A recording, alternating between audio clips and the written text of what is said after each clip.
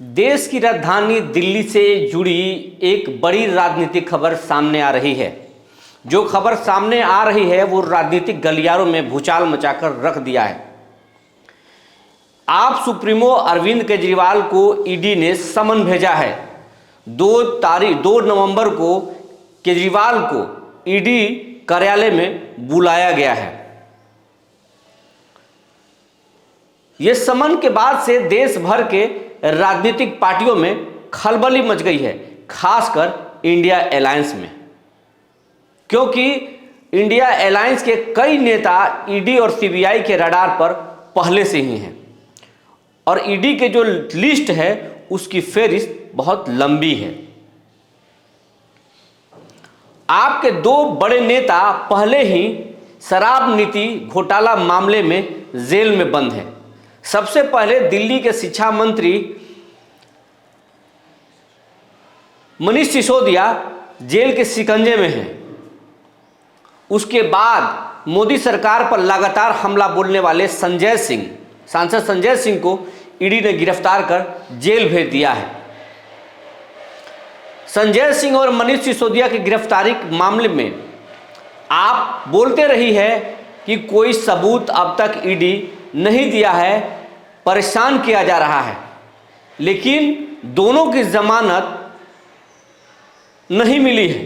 अब तक कानूनी तौर पर न संजय सिंह को राहत मिला है और न मनीष सिसोदिया को। दोनों जेल में बंद हैं और इसी बीच आपके सुप्रीमो अरविंद केजरीवाल को 2 नवंबर को ईडी कार्यालय में बुलाया गया है, उन्हें समन भेजा गया है। इस समन के बाद से अरविंद केजरीवाल के राजनीतिक करियर पर संकट आ गया है और अब तक का सबसे बड़ा संकट। अगर ईडी उन्हें गिरफ्तार कर लेती है तो फिर दिल्ली सरकार का क्या होगा, ये बहुत बड़ा प्रश्न चिन्ह है, जिसका जवाब फिलहाल किसी के पास नहीं है। इसका जवाब तो सिर्फ अरविंद केजरीवाल के पास ही होगा। अब तक देखा गया है कि आपके जिन नेताओं को ईडी ने समन भेजकर बुलाया है उन्हें आखिरकार गिरफ्तार कर लिया है और आप सुप्रीमो और दिल्ली के मुख्यमंत्री अरविंद केजरीवाल को बहुत सोच समझकर ईडी ने समन भेजा होगा, क्योंकि उन्हें मालूम है कि समन भेजकर बिना सबूत केजरीवाल को अगर बुलाए और कुछ नहीं कर पाए तो फिर एक बहुत बड़ी बहस छिड़ जाएगी जो केंद्र सरकार के लिए बहुत भारी पड़ेगा। सूत्रों के अनुसार केजरीवाल के खिलाफ ईडी ने पुख्ता सबूत इकट्ठा कर लिया है ताकि उन्हें समन देकर पूरी तरीके से घेरा जा सके। सूत्र तो ये भी बता रहे हैं कि अरविंद केजरीवाल को ईडी पहली बार नहीं लेकिन दूसरी तीसरी बार में गिरफ्तार कर सकती है। हालांकि सूर्य विहार इसका पुष्टि नहीं करता है। हमारा कहना यह नहीं है, आपसे जुड़े और कई दूसरे राजनीतिक पार्टी के नेताओं ने दबी जुबान ये बातें तेज कर दी है। जो खबर हम तक पहुंची है उसके आधार पर हम बता रहे हैं कि ईडी केजरीवाल को पहली बार में नहीं लेकिन दूसरे से तीसरी बार में उन्हें गिरफ्तार कर सकती है और केजरीवाल की गिरफ्तारी होने के बाद इंडिया अलायंस के बाकी कई नेता भी ईडी के रडार पर आ सकते हैं और उन्हें जेल जाना पड़ सकता है। कई सीएम पहले ही से ईडी और सीबीआई के रडार पर हैं। छत्तीसगढ़ के सीएम भूपेश बघेल को भी ईडी ने घेर लिया है। हाल ही में राजस्थान में जिस तरीके से ईडी द्वारा छापेमारी की गई उससे यह अंदाजा लगाया जा रहा था कि गहलोत भी ईडी के पंजे में फंस जाएंगे। उधर झारखंड के सीएम हेमंत सोरेन को कई बार ईडी समन भेज चुकी है लेकिन अब तक वो हाजिर नहीं हुए हैं। बिहार में भी सीबीआई और ईडी कई बार रेड की है और कई नेताओं पर केस चल रहा है।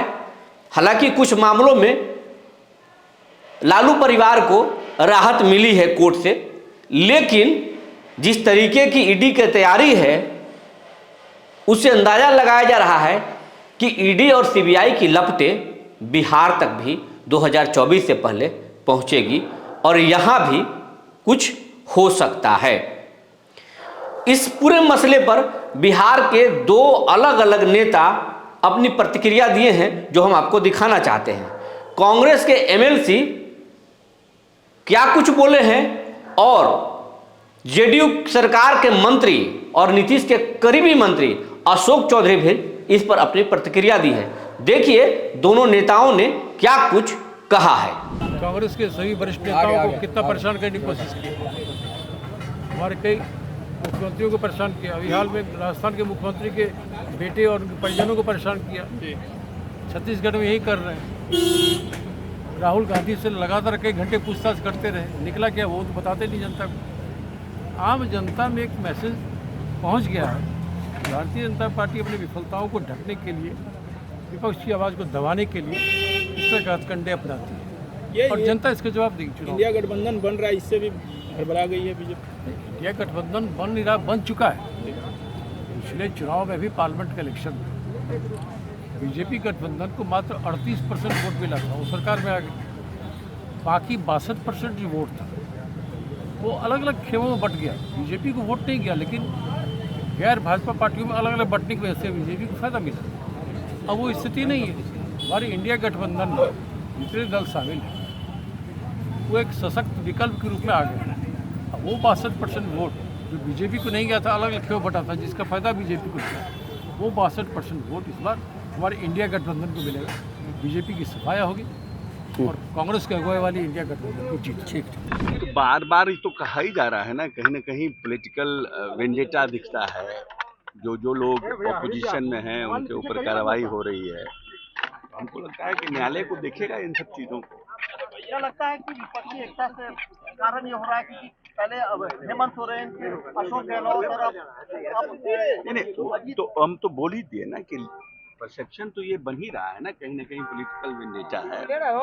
ये तो परसेप्शन देश में बन ही रहा है ना। इसको हम समझते आने वाले समय में न्यायालय देखेगा। जो लोग जिनके ऊपर परिस्थितियां बनी है, जो लोग जाएंगे न्यायालय, उनको जस्टिस करेगा।